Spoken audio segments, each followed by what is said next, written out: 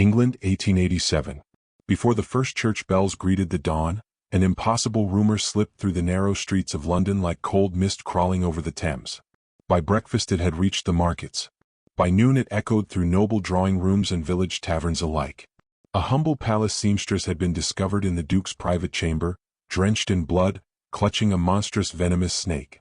By evening, nearly every soul in the kingdom believed she had crept into the room intending to murder England's most admired nobleman. Only one woman knew the truth. She was already wearing chains. Lady Isabelle Rowan had once expected a very different future. Her father, Dr. Edmund Rowan, had been a respected physician whose skill saved both aristocrats and laborers without asking which deserved compassion more. He believed honesty carried greater value than wealth, a conviction that ultimately destroyed him. After exposing influential noblemen who had stolen medicine intended for military hospitals, he was publicly disgraced through forged accusations. Their comfortable home, elegant carriage, and respected name vanished almost overnight. When illness claimed him 2 years later, Isabelle inherited little beyond his medical journals, a simple silver bracelet, and the quiet conviction that kindness remained worthwhile even when the world punished it. At 25, she worked inside Ashford Palace as an ordinary seamstress. Every stitch she placed into velvet cloaks or embroidered gowns paid for another week beneath a modest rented roof. Few nobles ever noticed her lowered gaze or graceful hands moving tirelessly beneath candlelight, yet servants knew another side of her.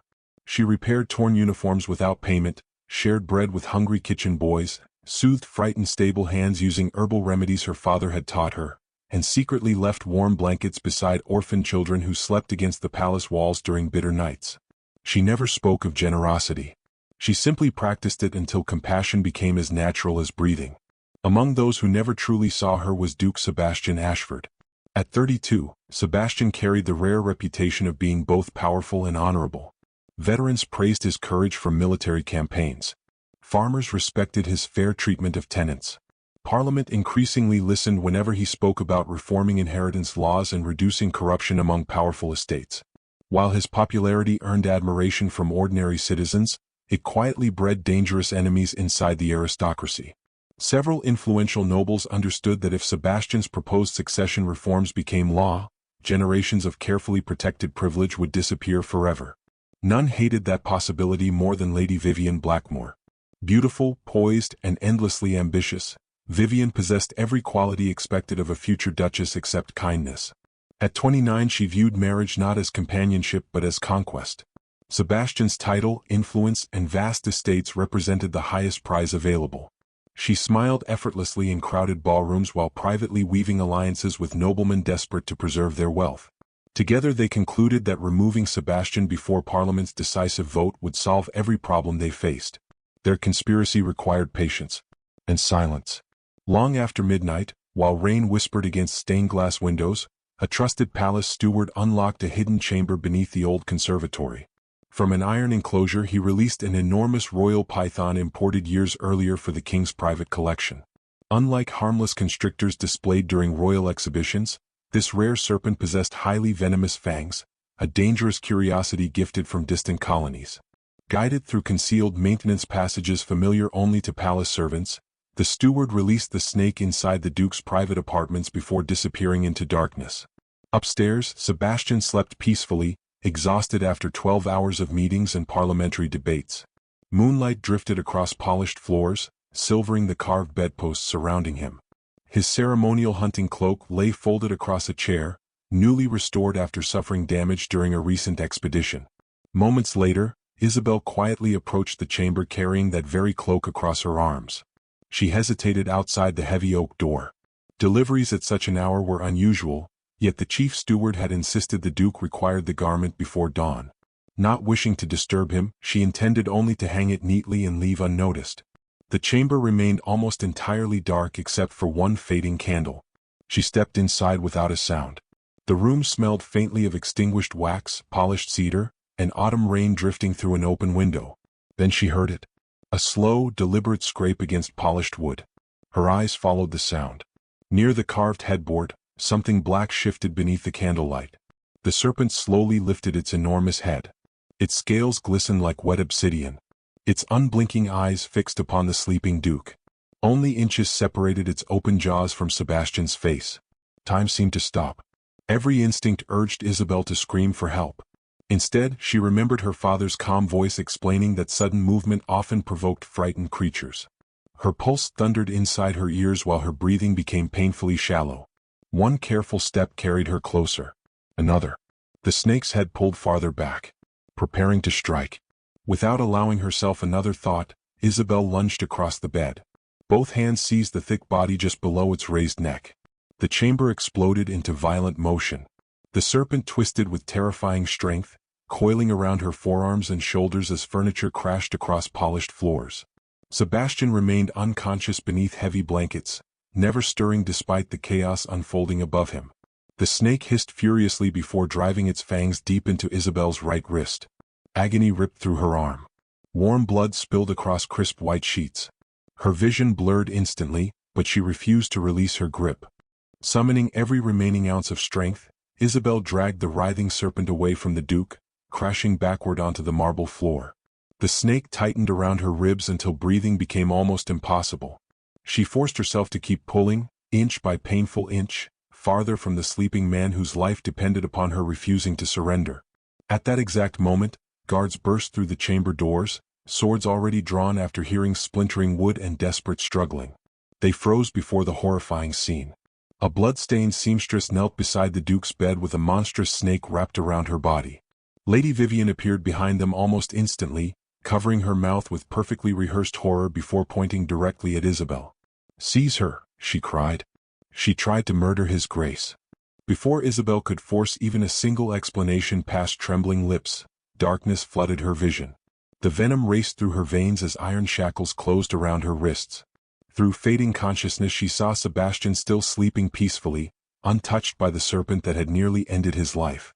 As soldiers dragged her from the chamber, she looked back one final time, wondering whether the man she had saved would ever learn the price she had willingly paid. The palace prison lay beneath the eastern courtyard, where sunlight never reached the damp stone corridors and hope seemed to dissolve into the cold air. Isabelle Rowan awoke on a narrow cot with iron chains fastened loosely around her ankles. Every heartbeat sent waves of burning pain through her swollen wrist. Dark veins stretched across her pale skin like ink spilled beneath glass, and the venom seemed to pulse steadily toward her heart. The royal physician examined her through the bars without meeting her eyes. His expression carried more resignation than compassion. After pressing trembling fingers against her wrist, he quietly informed the guards that the poison was spreading too quickly. Unless a miracle appeared before morning, the prisoner would almost certainly die. Word traveled faster than mercy. Before noon, printed broadsheets appeared across London bearing bold headlines that branded Isabelle as the Serpent Assassin. Artists who had never seen her face sketched cruel illustrations portraying her as a smiling murderess holding a snake above the sleeping Duke. Every copy sold within hours. Gossip transformed suspicion into certainty. By evening, strangers cursed her name despite knowing nothing beyond the lies they had eagerly accepted. Lady Vivian Blackmore carefully nurtured those lies. Moving gracefully through palace halls draped in elegant mourning colors, she spoke with practiced sorrow whenever anyone approached. She claimed Isabelle had become obsessed with the Duke, had entered his chamber under false pretenses, and had unleashed the serpent after he rejected her advances. Every invented detail sounded believable because Vivian delivered it with flawless confidence. Even sympathetic nobles hesitated to question such convincing grief. Servants who had once accepted bread, medicine, or mended clothing from Isabelle suddenly pretended they barely remembered her. Fear spread faster than gratitude. A few lowered their eyes in shame whenever passing her prison corridor, but none dared speak publicly in her defense. Only the youngest kitchen boy quietly placed fresh water outside her cell before disappearing into the shadows. Meanwhile, Duke Sebastian Ashford finally opened his eyes. Morning light filtered through embroidered curtains as physicians surrounded his bed. His head throbbed fiercely, and fragments of the previous evening refused to gather into coherent memory. He remembered exhaustion. He remembered removing his boots. Everything afterward vanished beneath a heavy fog. When the captain of the guard informed him that an attempted assassin had been captured inside his chamber, Sebastian listened silently. "The woman has confessed nothing," the captain concluded. Sebastian frowned. "What woman?" "A palace seamstress, your grace." The explanation should have settled every question. Instead, it awakened them. As attendants changed the blood-stained bedding, Sebastian noticed something strangely unsettling. Crimson drops stained the pillow beside his head, Yet not a single wound marked his own body. He examined his hands, neck and shoulders. Nothing. The blood could not have belonged to him. His unease deepened. Later that afternoon, while inspecting the chamber himself, Sebastian discovered deep scratches carved beneath the bed frame, hidden where servants had overlooked them. Heavy furniture had been dragged across polished floors with extraordinary force. Curtains hung torn near the window. Whatever had happened had resembled a desperate struggle, not a calculated assassination. He summoned the royal snake keeper. The elderly caretaker arrived visibly shaken. After inspecting the chamber, the old man swallowed nervously before revealing that one rare venomous royal python had disappeared from the secured collection during the previous night. No servant possessed authorization to remove it. Someone with intimate knowledge of palace passages had stolen the creature deliberately. Sebastian dismissed everyone except his closest secretary. "Tell no one," he ordered quietly. "Not yet." That evening he began asking questions no one expected him to ask. A frightened young maid admitted seeing Isabelle carrying only a folded ceremonial cloak before entering the Duke's apartments. She had noticed no weapon. An elderly gardener confessed he had observed unfamiliar figures leaving the conservatory long after midnight, though fear had prevented him from reporting them. Finally, Sebastian requested permission to speak with several palace children who occasionally performed errands for the servants. One little girl hesitated before whispering that Miss Rowan often brought them warm soup during winter evenings. The night before the attack, she had overheard two richly dressed strangers discussing how the serpent would finish everything before dawn. The words settled heavily upon Sebastian's conscience. Every new answer created another question. Late that night he descended alone into the prison beneath the eastern courtyard. Torchlight flickered across damp walls as iron doors echoed open before him. Inside the final cell sat Isabelle. She looked smaller than he remembered. Her face had become almost translucent beneath the fever. Damp strands of chestnut hair clung against her temples. Her injured hand rested across her lap, grotesquely swollen, its fingertips already darkening beneath the advancing poison. She struggled to stand when she recognized him. "Please," Sebastian said gently. "Remain seated." Silence lingered between them. He searched her exhausted face for anger, accusation, or desperation. Instead he found only quiet acceptance. "Everyone says you wished me dead," he finally murmured. A faint, weary smile touched her lips. "If I had wished you dead," she whispered, "I would have stepped away." The simplicity of her answer struck him harder than any dramatic defense. She lowered her eyes toward the ruined hand resting against her dress. "I never regretted saving your life," she continued softly. "Not when the snake bit me. Not while they chained me. Not even now." Sebastian stared at the blackened wound. No assassin would willingly suffer venom while protecting the person she intended to kill. Everything inside him shifted. Without another word he unlocked the cell himself. Ignoring the startled protests of accompanying guards, he gently lifted Isabelle into his arms. She weighed almost nothing against him. Her fever burned through the thin prison blanket wrapped around her shoulders as he carried her upward through winding stone staircases toward the royal infirmary. Servants stopped working. Soldiers stepped aside. Nobles watched in stunned disbelief as England's most powerful duke personally carried the kingdom's most despised prisoner through the palace corridors. Inside the infirmary, every physician gathered immediately. The chief doctor removed the blood-stained bandages and examined the spreading discoloration in grim silence. At last he looked directly into Sebastian's eyes, his voice barely louder than a whisper. "Your Grace," he said, "the venom has reached her heart. Unless heaven itself intervenes, she may not live until sunrise." Night settled heavily over Ashford Palace, but no one inside the royal infirmary dared sleep. Candles burned low beside Isabelle Rowan's bed, their trembling flames reflecting against polished brass instruments and bowls stained crimson from repeated attempts to draw the poison from her body. Every remedy known to the royal physicians had failed. Her breathing had become shallow, her skin pale as winter marble, and the black veins creeping across her injured arm climbed relentlessly toward her shoulder with every passing hour. Duke Sebastian Ashford refused to leave her side. He stood silently beside the narrow bed, watching the woman who had risked everything for a man who had never truly known her. Only days earlier she had been another quiet servant whose face disappeared among hundreds within the palace. Now the thought of losing her filled him with a grief he could neither explain nor ignore. The chief physician approached once more, his tired eyes revealing defeat before he even spoke. "We have exhausted every treatment in England, Your Grace." Sebastian did not answer immediately. There must be something. There is, perhaps. Hope flickered inside the room. The physician glanced toward an elderly scholar standing near the doorway. Bent with age yet sharp-eyed despite his years, Master Aldrin had spent decades studying forgotten medicinal texts collected from monasteries and distant kingdoms. The old scholar slowly unfolded a brittle parchment. "Centuries ago," he said quietly, "a healer recorded an antidote for venom of this nature." Sebastian stepped closer. "What is required?" "A flower." The single word sounded almost absurd. Master Aldrin pointed toward an ancient illustration. "The silver dawn lily blooms only upon the white falcon cliffs overlooking the northern sea. It blossoms for merely a few autumn mornings before vanishing until another year. Properly prepared, its petals can halt venom that has already reached the heart." The physician lowered his gaze. "The cliffs lie several hours away." Master Aldrin added another truth. "A violent storm crossed the northern coast this afternoon. Roads are flooded. Bridges have collapsed. No messenger could reach those cliffs before tomorrow night."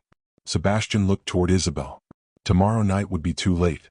Without another word he turned toward the door. His captain hurried after him. "Your Grace.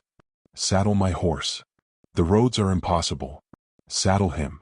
Within minutes, thunder rolled above the palace as Sebastian mounted his great black stallion beneath sheets of relentless rain. Guards pleaded to accompany him, but he refused every escort. "This is my debt," he said simply. "If I survive, I'll return." The great palace gates opened. Horse and rider disappeared into the storm. Rain lashed his face with icy force while wind bent ancient oak trees until their branches scraped the flooded road. Lightning flashed across dark skies, briefly illuminating villages already shuddered against the weather. Mud swallowed the horses' hooves, yet neither rider nor animal slowed. Hour after hour they pressed northward.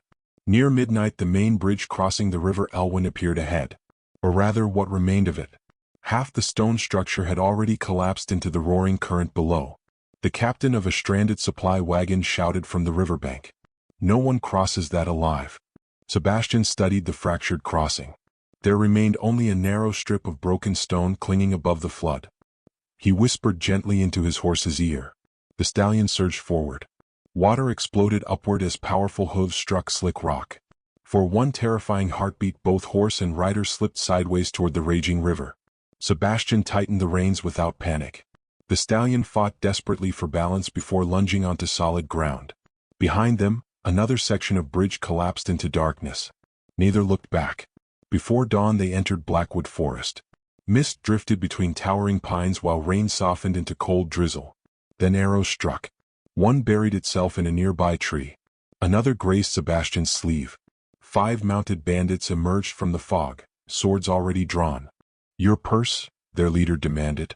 Sebastian's answer came without hesitation. "I carry nothing worth delaying for." Steel flashed. The fight lasted only moments. Years spent on military campaigns returned instinctively as Sebastian parried one attacker, disarmed another, and drove his frightened horse directly through the opening between them. One outlaw grabbed the stallion's bridle before being thrown violently aside beneath pounding hooves. Soon the forest swallowed Sebastian once more. His shoulder bled where a blade had cut through his coat. He scarcely noticed. By first light the White Falcon cliffs rose above the crashing northern sea. Towering walls of pale stone disappeared into swirling clouds while waves shattered endlessly against jagged rocks below. Master Aldrin's map showed no safe path. Only a narrow trail climbing toward impossible heights. Sebastian tied his exhausted horse beneath a wind-bent pine and continued alone. Rain had transformed the path into slick mud. Twice he slipped. Once loose stones cascaded beneath his boots, vanishing into the sea hundreds of feet below. Till he climbed. Near the summit he finally saw it. Growing from a lonely crack in the cliffside stood the silver dawn lily. Its pale petals shimmered softly beneath the gray morning sky. Relief washed through him. He stepped carefully toward it. The ground gave way. Stone shattered beneath his weight. Suddenly he was falling. Instinct alone saved him. His left hand seized the twisted root of a windswept tree jutting from the cliff face. His body slammed hard against unforgiving rock while empty air stretched beneath his dangling boots. Pain shot through his shoulder. The flower trembled only inches beyond reach.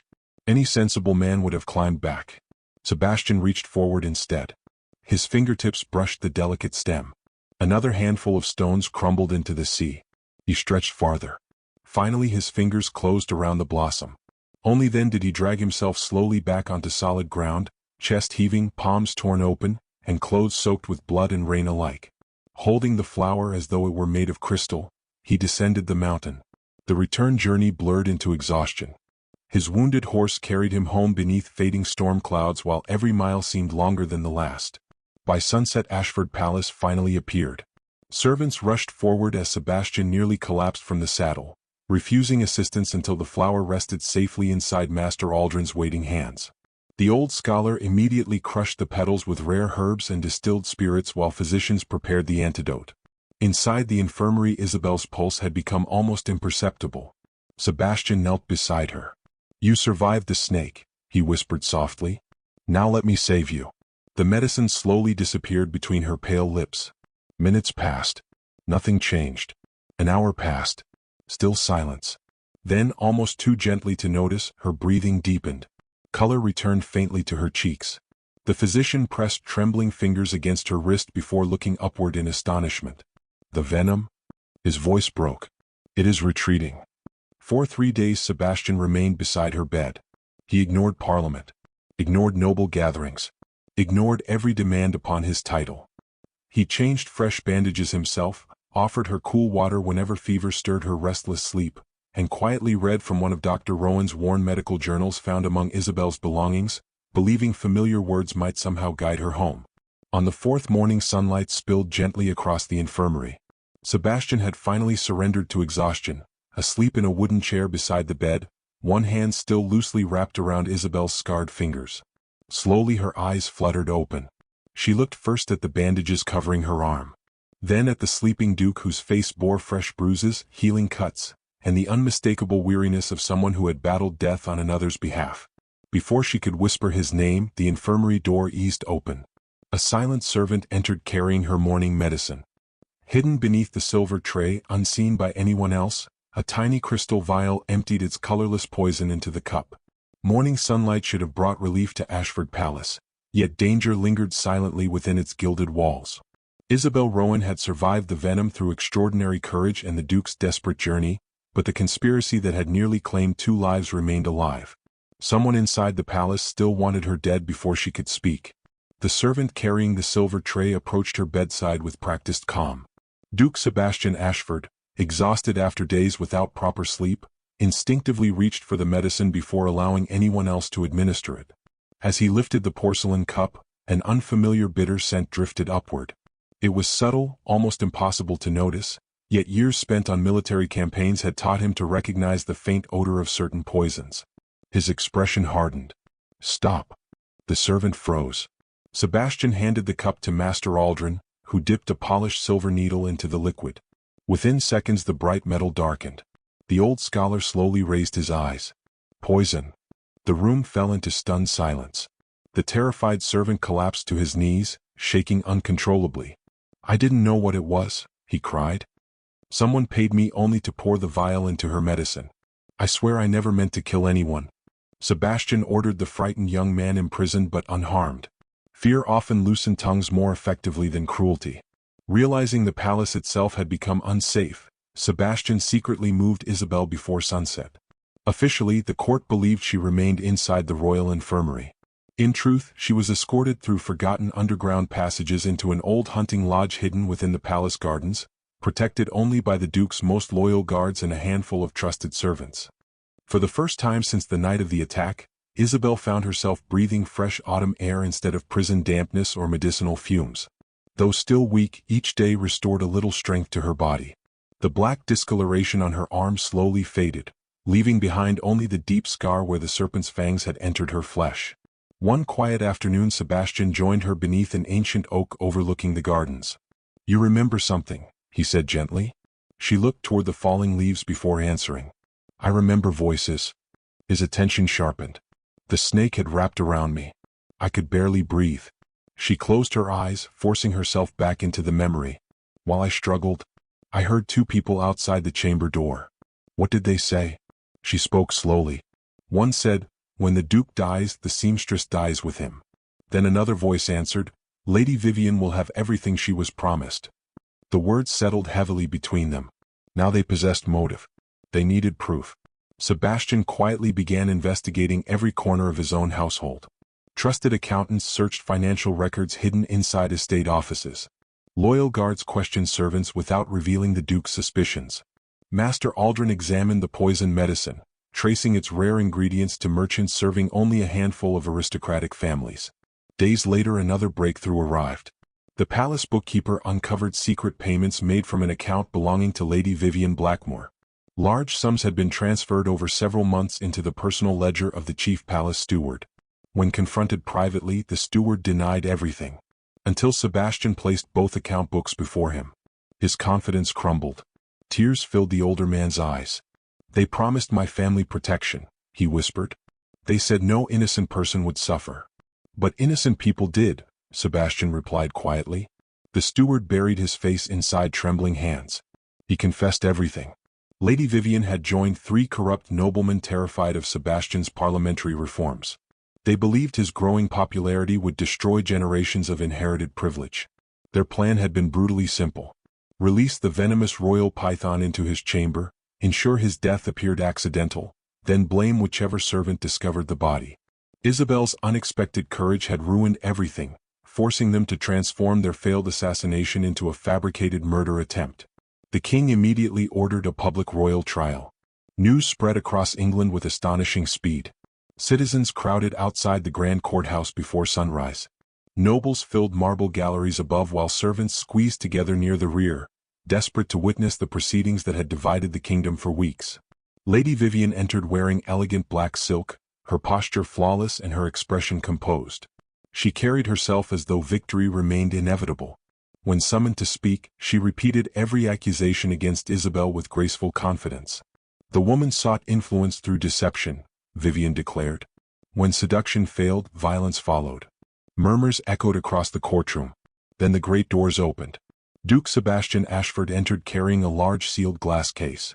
Inside, preserved in clear spirits, rested the enormous venomous python. Every conversation stopped. Master Aldrin followed carrying medical records. Behind him came the elderly snake keeper. Then the palace bookkeeper. Finally, under heavy guard, walked the palace steward himself. One witness after another dismantled Vivian's carefully crafted lies. The snake keeper identified the royal python beyond any doubt. Master Aldrin demonstrated that venom extracted from its preserved fangs perfectly matched traces remaining within Isabelle's scar. The bookkeeper presented signed ledgers documenting secret payments. At last the steward stepped forward. Voice shaking, he confessed before the entire court that Lady Vivian herself had ordered the serpent released and later instructed him to silence Isabelle permanently through poison. Gasps rippled through the chamber. Vivian's composure shattered. She attempted to deny every accusation until Sebastian quietly produced one final piece of evidence. A bundle of hidden letters recovered from her private writing desk. Each bore her unmistakable signature. Together they outlined the conspiracy in chilling detail, including promises that Sebastian's younger cousin would be manipulated into marriage after the Duke's death, placing immense political influence directly into their hands. The courtroom erupted. The king himself rose from the royal bench. His voice carried across the silent hall. "Lady Vivian Blackmore, you are stripped of your title, lands, privileges, and standing within this kingdom." She stood motionless as guards removed the jeweled brooch representing her noble house. For the first time in years she looked powerless. The remaining conspirators received sentences of lifelong imprisonment for treason and attempted regicide. Then the king turned toward Isabelle. She approached quietly, wearing a simple blue dress instead of noble finery. The scar upon her wrist remained visible for every witness to see. Before the assembled kingdom, the king bowed his head. "Lady Isabelle Rowan," he said solemnly, "this crown wronged you. On behalf of England, I ask your forgiveness." A royal attendant stepped forward carrying the kingdom's highest medal for extraordinary courage. Thunderous applause filled the chamber as the king placed it around her neck. When asked what reward she desired beyond the honor, Isabelle looked first toward the frightened servants gathered along the walls. "They lied because they were afraid," she answered softly. "Please show mercy to those forced into silence. Justice has already found those truly responsible."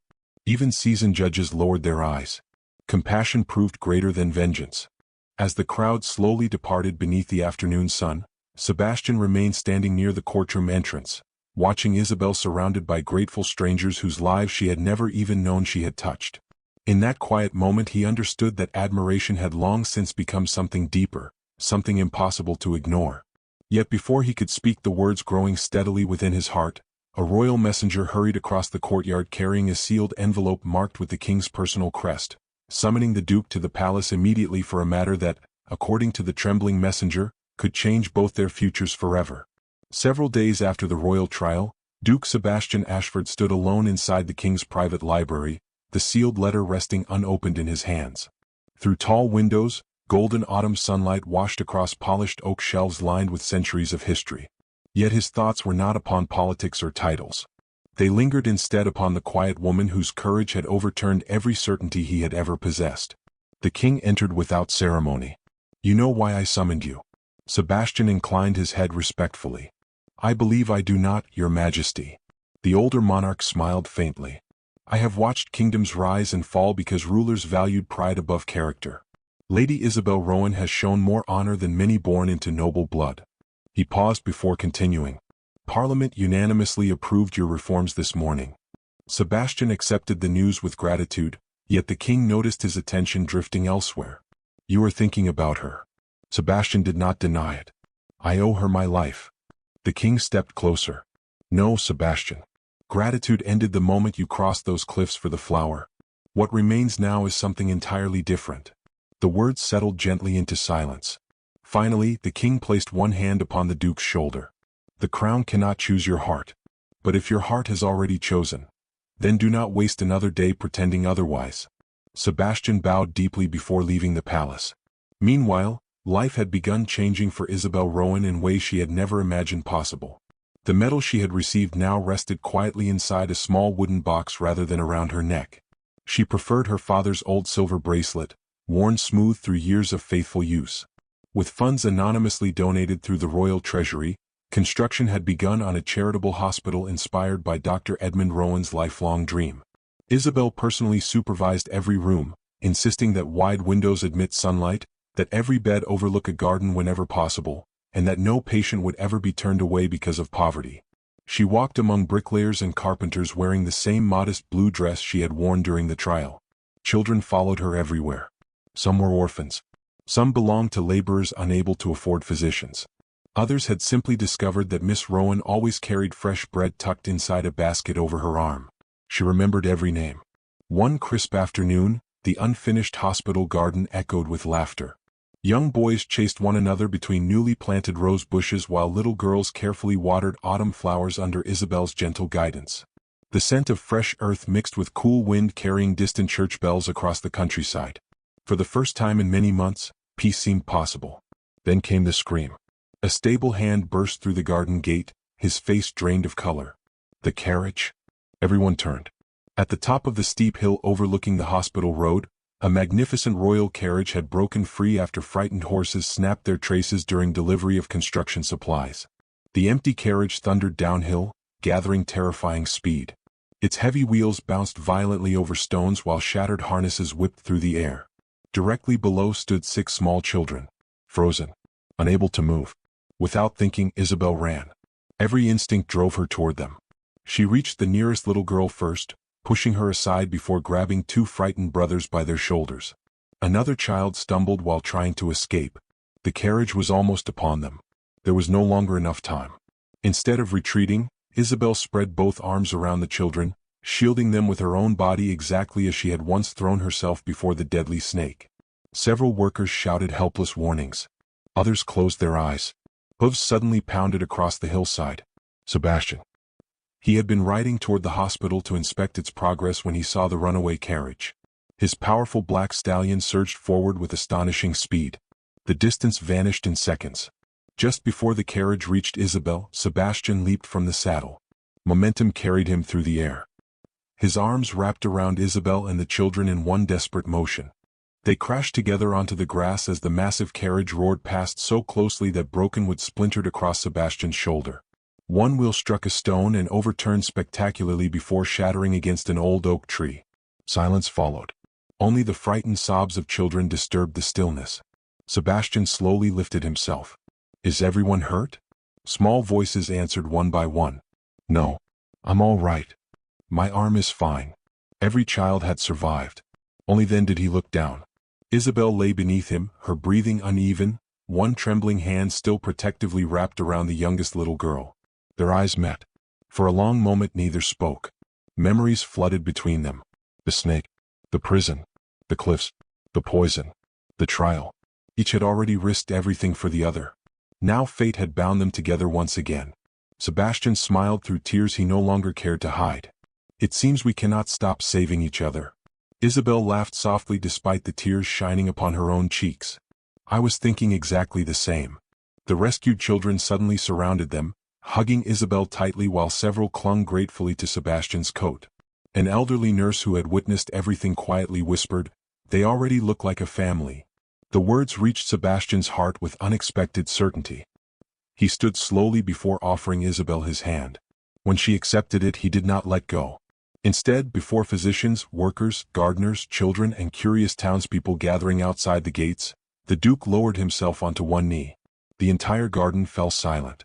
He removed no glittering diamond from his pocket. Instead, he carefully held the tiny silver bracelet resting upon Isabelle's wrist. "The night we met," he said softly enough that every silent listener strained to hear, "you gave away tomorrow so that I might have one. I believed courage meant facing armies or climbing impossible cliffs. Then I met you and I learned courage sometimes wears a seamstress's hands." His voice trembled. "You never sought titles. You never sought riches. You only chose kindness again and again even when kindness brought you suffering." He looked directly into her eyes. "Lady Isabelle Rowan, will you allow me to spend every tomorrow earning the life you once saved?" Tears spilled freely down her cheeks. For a heartbeat she could not speak. Finally she nodded. "Yes." The single word unleashed joyful applause that echoed across the gardens. Children laughed, nurses embraced one another, builders threw their caps into the air, and even hardened laborers wiped discreet tears from weathered faces. Their wedding took place 6 weeks later beneath flowering arches in the palace gardens where nobles and commoners stood together without separation. Veterans who had served beside Sebastian shared benches with widows Isabelle had quietly treated. Palace servants who once feared speaking her name now proudly scattered flower petals along the aisle. The king himself watched with unmistakable pride. When attendants presented magnificent jeweled necklaces prepared for the ceremony, Isabelle politely declined. She wore only her father's silver bracelet. "It reminds me where love first began," she whispered. After they exchanged vows, Sebastian made one final announcement before the assembled kingdom. "The Rowan Hospital shall forever remain under royal protection. No child, no laborer, no widow, and no servant shall ever be denied healing because of poverty. It will bear the Rowan family name for every generation to come." The declaration drew thunderous cheers. Years passed. The hospital flourished beyond anyone's dreams. Gardens overflowed with flowers planted by recovering children. Physicians trained there traveled throughout England carrying Dr. Rowan's principles of compassion wherever they served. Sebastian continued governing with fairness, often saying his wisest advisor never sat in parliament but walked quietly among hospital wards asking frightened patients whether they had eaten. People gradually stopped calling Isabelle the serpent assassin. Instead, throughout villages and cities alike, another name endured. The Duchess who feared nothing but losing someone she loved. One warm spring afternoon, long after peace had settled over the kingdom, a curious little boy noticed the pale scar circling the Duchess's wrist. "Does it still hurt?" he asked innocently. Before Isabelle could answer, Sebastian gently lifted her hand. He pressed a tender kiss against the faded bite mark. Then he smiled. "Only enough," he said softly, "to remind us that the bravest acts are rarely performed by those seeking glory. They are performed by those who love without counting the cost." Hand in hand, they continued walking through the hospital gardens as laughter floated among blooming roses and sunlight danced across the paths where frightened children had once stood. The scar that had begun as the mark of venom became the kingdom's quiet symbol of courage, proving that one selfless choice by an overlooked woman had saved not only a duke's life, but also the conscience of a nation, leaving behind a legacy of justice, mercy, and love that would endure long after both titles and crowns had faded into history.